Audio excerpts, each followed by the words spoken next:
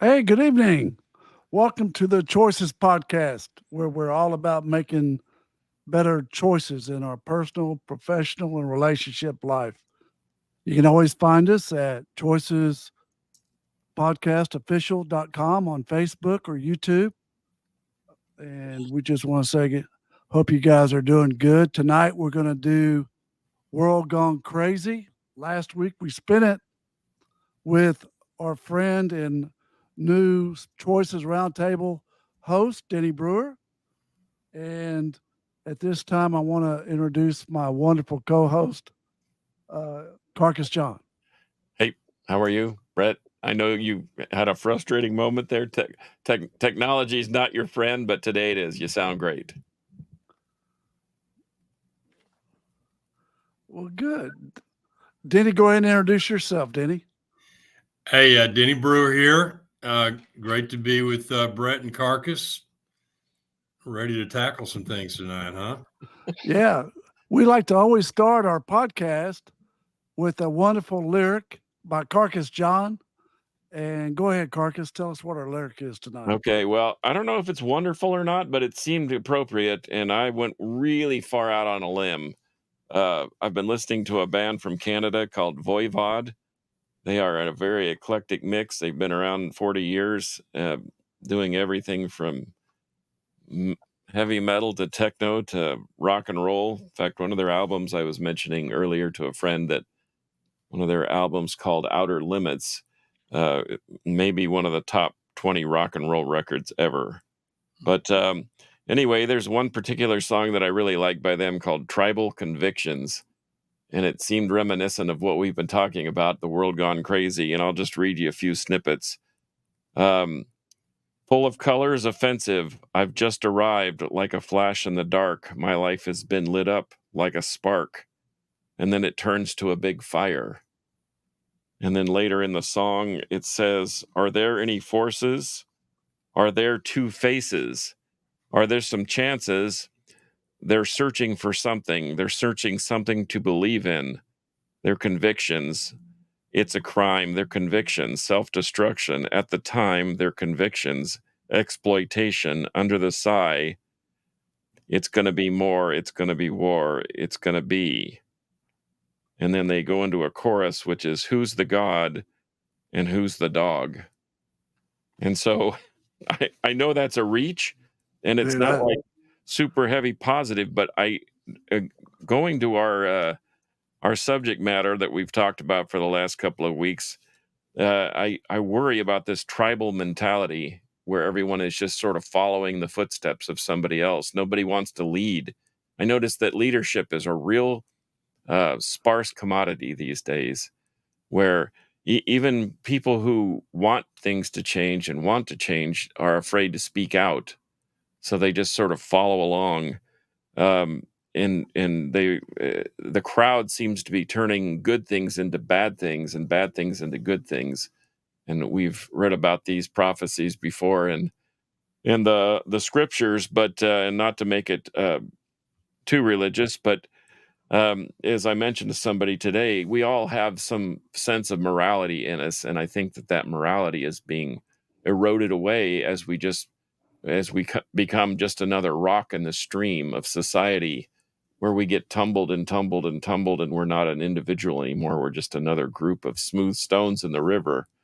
And so anyway, that's where I went with that, and I don't know if that fits where we're going today, because this is kind of off the cuff, but I noticed, I mean, I had great dialogue with Denny last week, so I'm glad we brought him back.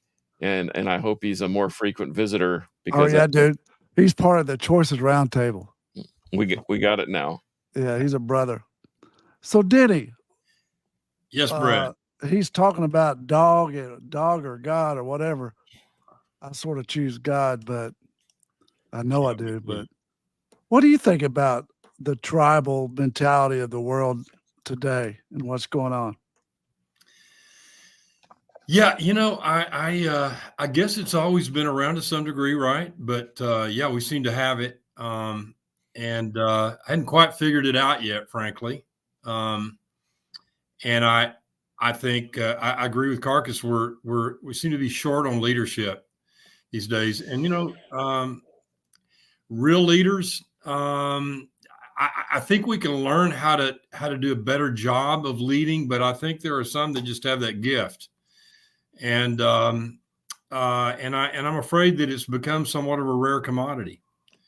But I'll tell you that the tribal bit, I find it worrisome. I think that it's created a lot of new issues for us, especially here in our society, here in America. I think one of the problems that we have is if somebody doesn't get their way in this day and time, they say, well, we're headed towards civil war. Instead of reaching across the aisle and grabbing somebody's hand and trying to work as a team to help the people of the United States come to a better common ground, that they just say, oh, we're gonna have civil war. And that's just totally nonsense. But I do believe that the leadership, we said this before on World Gone Crazy, the leadership in Washington is failing us with power and money. They need to lead us as a community of leaders, faith-based leaders. It's just grab hold of your faith, lead the people, and let's go down the river and the journey of life together. That's not happening. Well, No. something else that I notice, and just to interject on your point there, is that I think a leader isn't afraid to get his hands dirty or her hands dirty.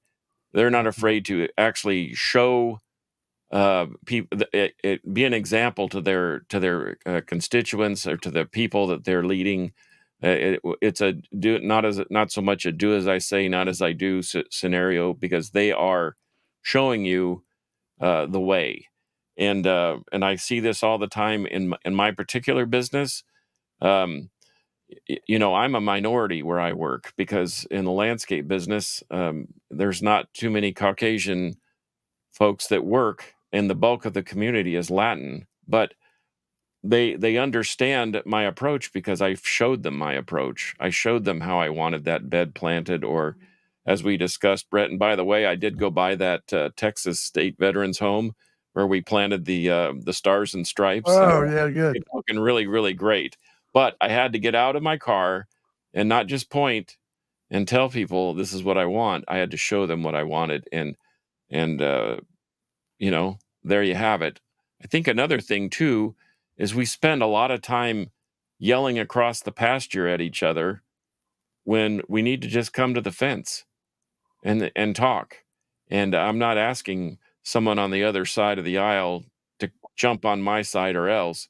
I'm just saying, come talk to me so we can dialogue and shake hands and maybe even give you a hug across the way. I have a unique social construct happening now in my family, and that's how we've broken the ice. And I like the fact that if someone with an opposite view is willing to at least dialogue with me, that I can understand at least from where they're coming from. I think we lose understanding when we don't discuss it, and I think that by coming to a place in the middle where we can at least talk about it is imperative. Otherwise, we're going to continue to yell and scream, and people are going to get their feelings hurt, and you're going to have shouts of civil war.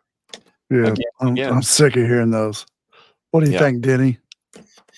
Well, I'm an optimist, so I hold out a lot of hope. But I will say this: I think through my life, I depend less and less on the government, and I think there was a time where we had some ethics and morality trickle down from our government, from our schools. And I don't know if we're seeing much of that these days. I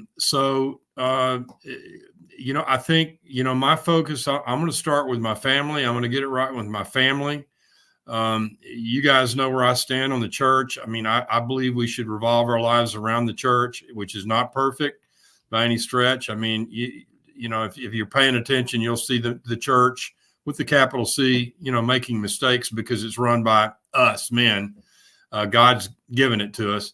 But but I'm going to take it. I'm going to take it every day, real fast, over our schools, over our government. Where we put our priorities, and something I like to say, guys. We're all made to worship. When you think about it, it's a very interesting thing. I mean, we were made to worship, and some will look at the religious, or I don't consider myself religious. I consider myself a Christian who has a personal relationship with Christ. But they would say, well, wow, he worships God. Well, I would turn around and say, well, you worship something. I promise you do. Maybe it's something as ridiculous as the Dallas Cowboys, which, I'm a Cowboy fan, but I don't really worship them. Right. I'm not going to worship the government. We find things to worship and to depend upon in our lives. We're just geared that way. So watch what you're worshiping. That's what I try to do. What I think we all need to try to do. And I've messed up big time there. Oh, wow.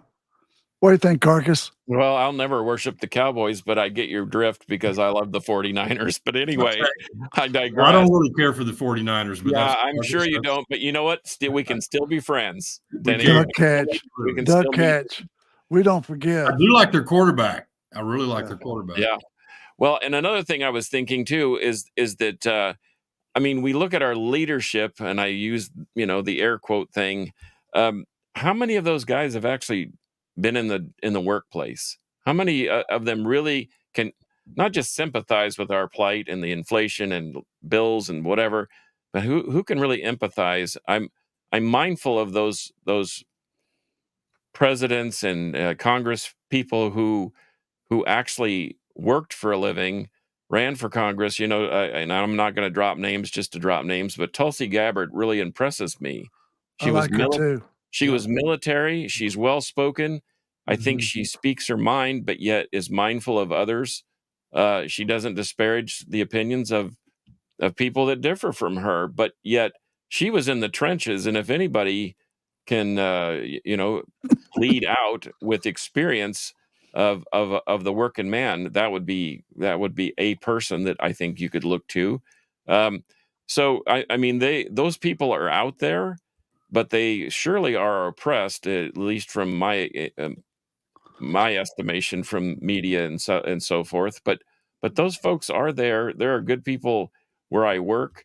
Part of the reason why I love what I do is not because of the company per se, although they've given me the opportunity to be gainfully employed, but the people that work there. I feel remiss thinking about not being there anymore for whatever reason, whether I retire or get sick or get laid off or whatever. Those are all possibilities. But we surround ourselves with a good community, and we try to develop people with good habits and good. You want to hire from within. Basically, you want the next manager to be a guy that has worked for you for a while. When I sold my company in Houston, I had my own lawn maintenance and landscape company. The guy I sold it to had been with me for 12 years and understood how I operated, understood my ethics, how I approached my customers, what I expected from not only myself as an owner and as a manager, but what I expected from the guys. And he was the perfect guy to hand that off. And he's still in business doing great things, even 15 years later. So it is a process, but boy, it's work. Well, here's what I don't like. I don't like the fact that a Speaker of the House of Representatives goes in worth probably 500,000 and leaves worth 200 million. That is a little suspect, isn't it? Yeah. Or everybody was talking about our president. I don't like either one of our guys right now, to be honest with you, and just to get political. But how this whole document thing, one, I think it's on both sides. They need to let him go. But the box of documents when Biden was backing his Corvette up in the garage, I didn't really care about the documents. I care about the Corvette. How does this guy get this? That Corvette's $200,000 car. Well, but it's he's the never had a job, 67 though. Corvette. He's What? been in politics how long? 50 years or more? 60 years? And he's making what, $150,000 a year? Yeah. Well, as Taking president, care of a family, putting his kid through law school, even though he lost his law license today. I'm just saying. Well, I think That term ain't- limits is that- the way to that- go if you want to really get political. Let's just say let's have term limits. There's no reason why anybody I should agree. be on us for I 50 agree. years I agree. and Term limits. talk circles around the same old blather every day about this, that, and the other, and we can't And do if anything. you don't give me some money, this is going to happen. I was so sick of hearing that. But Yep. it's like, I don't like the fact, Denny, I bet you even met him, as many people as you know. Did you ever meet Billy Graham? No, I met his son, Franklin, but not Oh, you Billy. did? Yeah. I bet he's an awesome dude. Yeah. But Billy Graham only took like $80,000 a year in salary. He never gave himself more money than that, did he? Not that I know of. That's the story. The story is the man was on a payroll, took 80,000, never took any more, and he could move a country. You remember when the bombing in Oklahoma, he did the eulogy? I mean, that man was a leader. Oh, right? Yeah. Power and money. Here we go again. Yeah. But he was on a limited payroll. Carcass, to pick up with where you kind of left off there, I don't like the professional politician. I just don't. I mean, I think there's some advantages for these gals and guys to be in office long enough to kind of learn the system right and really know how to do their job well. But we've got way too many professional politicians that don't have any. And I'll tell you the same thing with the press. I watch the press. I'm thinking these people have no idea what your life, my life, and most of our lives are about. They are clueless, truly clueless. And they're so opinionated. Oh my gosh, yeah. And they're not supposed to be. No. They're supposed to be neutral, but that. Unless they agree with me. No, okay, so look, let's do this. Yes. Pounding on the table. No, I would say number one rule to live in a life that's gone crazy is quit watching the news. I don't think anyone's given a fair publishment of what the news should be. I think you got to turn the TV off when it comes to the news and watch something on. If you watch a lot of TV, turn it on Netflix or something. But you can't watch the news channel and have them not trying to get you painted one way or the other. Yeah, you're going to have to work on me. It is part of my routine at night, I will tell you. And yeah, it would probably do me better if I didn't. I just can't go to sleep after I get mad. Yeah, well, I'm Indian, dude.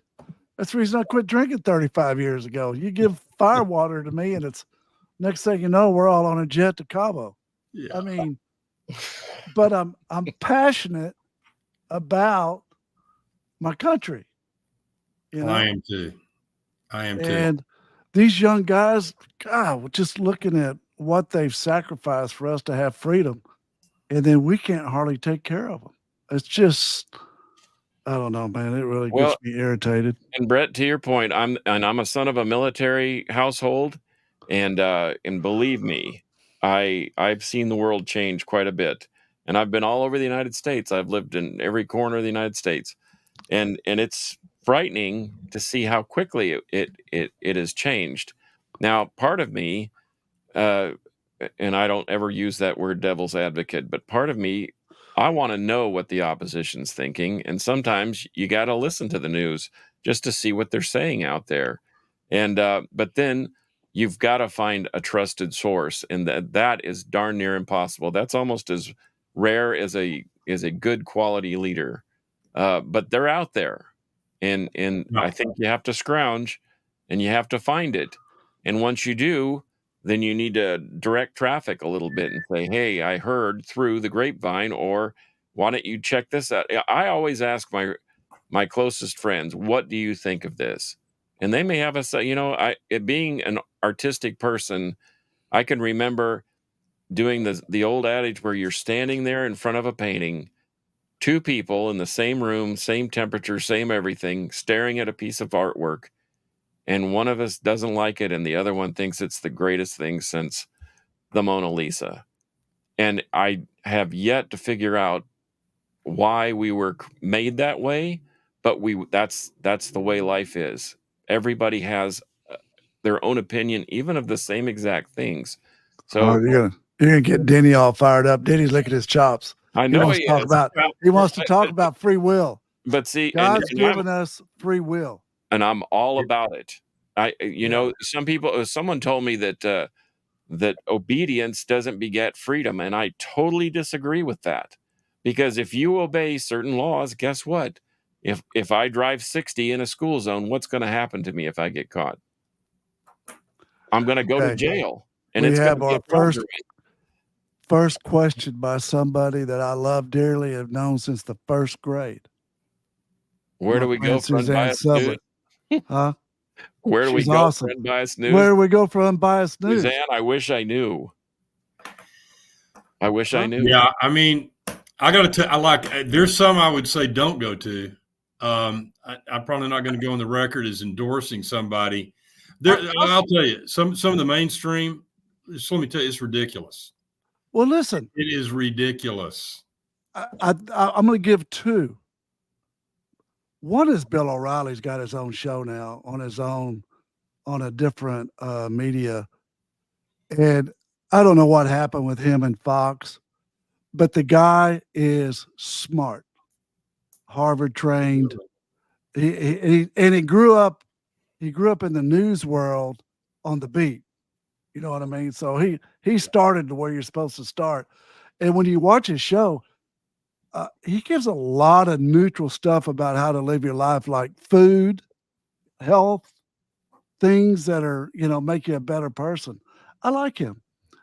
And then Doug Zent says YouTube has a lot of former mass media celebrities. And by the way, Doug Zent, good friend of mine. Thanks for tuning in. Mad props. He's a good dude. You talk about a guy that's into some eclectic music. He's one of them, but we get along just fine. Good job. Thanks, Doug. Thanks for joining us tonight. But yeah, I mean, I guess there's that. Here's the other one. It's Phil McGraw's new channel.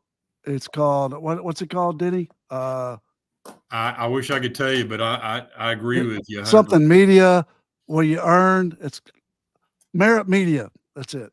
Yeah. Because it's all based on merit. If you work hard, you're successful. And I went out there to visit him, and they got a newsroom that is to die for. But he is not a political person. You might say he is. Some people say, well, he's a Trumper. He's not a Trumper. Phil McGraw is about getting the facts out. Yeah. He's conservative. Huh?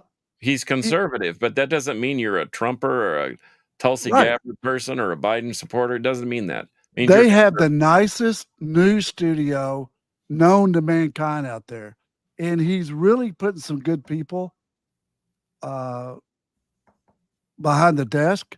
I think, Suzanne, it's a good place to check on Merit Media. I'm trying to give it a shot too, because I'm sort of sick. I'm sick of people being all the way on the right or all the way on the left. Us people who are in the middle, we're omitted.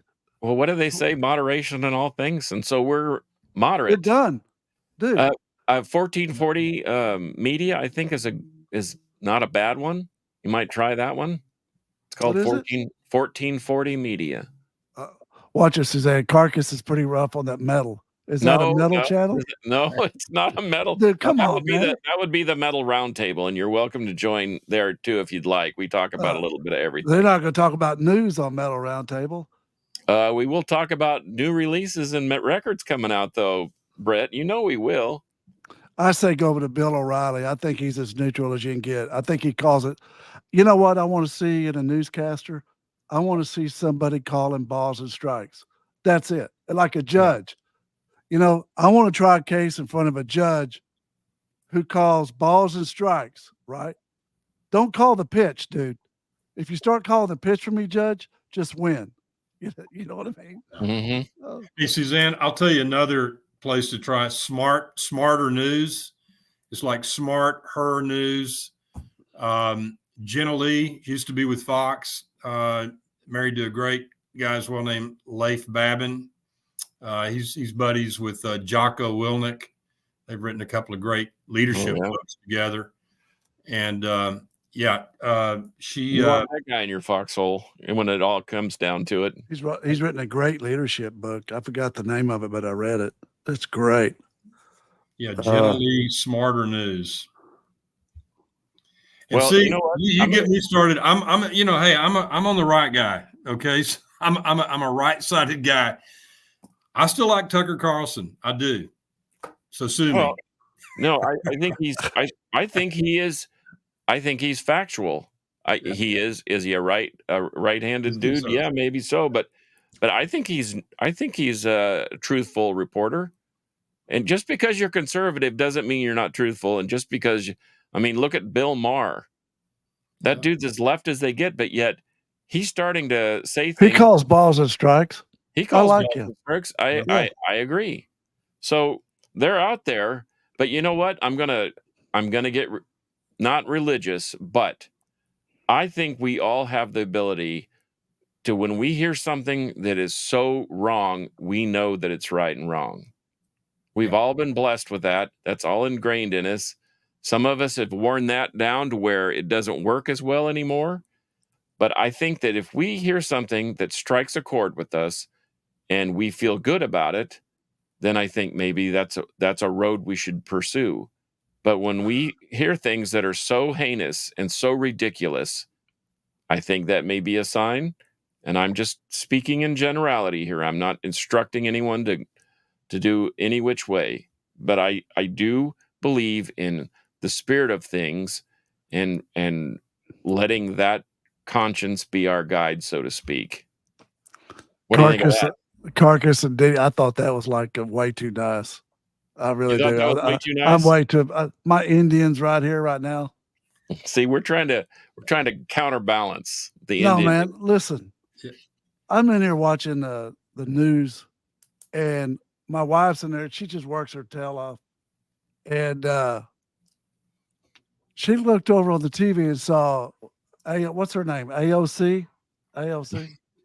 Yeah, I think it is AOC, right? Did you see her jumping up on the stage like she was fixing to whoop somebody? Yeah, well, that lady is so high up in politics for us. Who votes for these people? I just no one in her district evidently votes for her. I've seen several things where they're like, we don't even know who she was or how she got into office. But I know, not unlike in Minneapolis, where Ilhan Omar, she was groomed for that position. And I know people in Minnesota are, even though it's one of the most communist states in the United States, that place is full of conservative thinking, moderate people. Yeah. And they had a former WWF wrestler as governor. Oh, and I thought he did a pretty good job, even though despite his background. But that in particular has caused a real rift. You now have a state that has more Somalis per capita than Somalia. And how does that happen? Yeah. I don't know, man. Hey, Suzanne, we need you to provide your favorite quote ever. We're going to end the show here in just a second or in a little while. And we want to include your quote because I know how hard you worked growing up, and I'm sure it's going to be a good one. What else you want to talk about, Denny? Now that I always said we're not going to talk about God and we're not going to talk about politics on this show, but we talk about both. But guess what, Brett? You know why? Why? Because that's all part of who we are.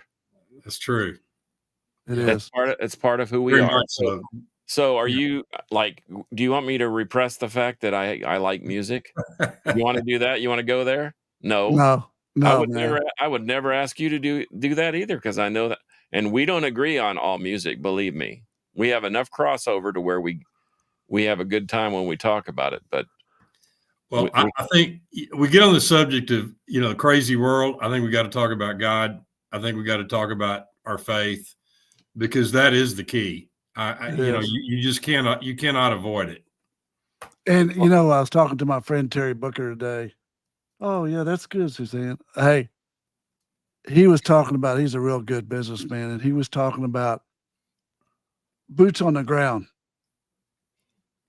how to live in a crazy world is we have to really love each other, and we have to be kind to each other, and we got to make a difference one person at a time down here. We can't do it up there in Washington. I mean, maybe it'll get there. That's my goal. My goal is to try to make a difference in DC, because if you're even driving through that town, you can hear the sucking noise. You know what I mean? Just sucking the life out of everybody else in all the other 49 states. But you're motivated to do something good with your life, Bret. And as my granddad would be very, very cautious to tell you, you can't just sit in the corner and sulk, rocking back and forth, hugging your kneecaps. You got to, sometimes you win, sometimes you lose, but that doesn't mean you have to stay lost. So I like you, I'm not giving up.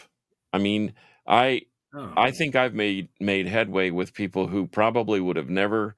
I know for a fact that there are powers at work that make good things happen, even in bad circumstances. I still have hope. If you lose hope, you lose your faith, you can get that back. But if you lose hope, man, you're in big. Well, hope is synonymous with faith. I agree. Well, I'm glad you do. I agree with you. Yeah. Well, even if I did agree, in principle, I agree with you. Carcass is on that judicial bench calling balls and strikes, Denny. Yeah.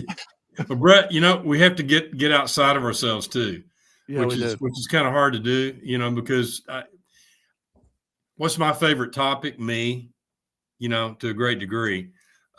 So we have to work to get outside of ourselves. And man, we start doing that, we can make a difference. The second best book ever written outside the Bible is How to Win Friends and Influence People by Dale Carnegie. Matter of fact, my little niece is having a baby, and I gave him that book.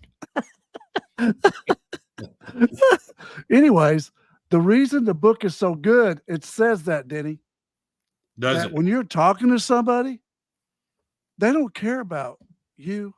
They care about themselves. Yeah. And what you got to acknowledge that. If you know that the person you're communicating with is more important, they're more interested in themselves and what they're getting out of it, then you're doing all the good in the world, because, it's like direct examination. You're going to just keep feeding them and feeding them and feeding them, and they're going to walk away really liking you, not knowing why, but you just concentrated on them. Well, Bret, you're a great trial lawyer, because you have to be a good listener. You have to. I tell people too, when you're in the courtroom, you come out of there and you're pretty tired, and you think about, well, why am I so tired? It's because I could not let my mind wander. I had to listen pretty much the whole time there, right? You gotta get in the zone and listen, and you got to ask questions. Right? Those are two great attributes to apply. You got to. You can't be taking notes and listening. I've had so many young lawyers working for me, and they start doing a final argument. They walk up there, and they got that legal pad in their hand, Denny, and I say, "Hey, let me see your pad real fast," and I take it from them, not go argue your case. They do good. They do good. So look, we always like to end our show. Look, we love Choices Podcast, and we love trying to help people make better choices in their life. And we're going to start really bringing guests on and doing free advice to guests. And I know there's a particular lady listening to our podcast that I want to have on the show, who's trying to make a difference in the world. She's lost her daughter, and I want to bring her on the show and give her some advice. She's a cool lady and help her ministry. But we always like to end the show with a wonderful quote. And this one was offered live by Suzanne, and it's the Serenity Prayer. And I'd like to read it if I could.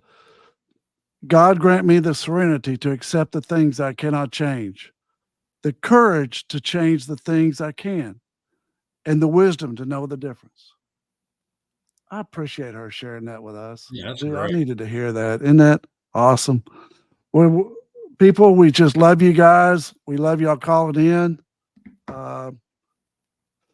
We're hoping everybody has a great week, and we're going to continue our podcast, keep it growing. We've grown triple in size in 2 weeks. Just to make you see how simple I am with social media and everything.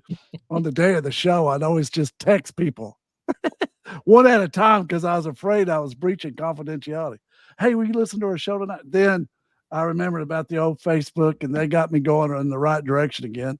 So we're growing. We're going to start advertising a little bit, but we're going to make a difference in a lot of people's lives, and we're going to make a difference on the way that we're treated by people in DC. Y'all have a good night and a great week. Thanks, All right. guys. Thanks for listening. Thank you. All right.